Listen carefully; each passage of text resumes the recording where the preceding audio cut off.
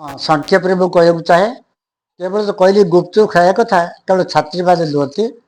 छात्र छात्री उभय ये जो गुपचुप खाई बाटर गपसप करके आसती माँ को मिछ कथा कहती बा चुपचाप रही जाती तेणुक देख आज समाज किपर विपर्यस्त हो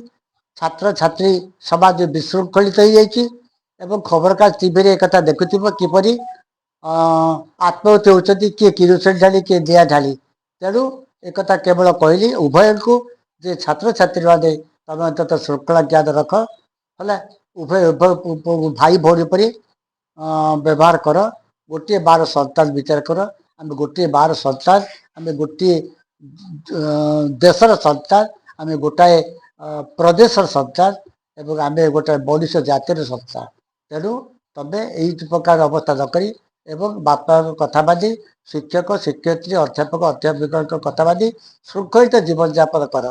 तेणु केवल छात्र छात्री मान को एति मोर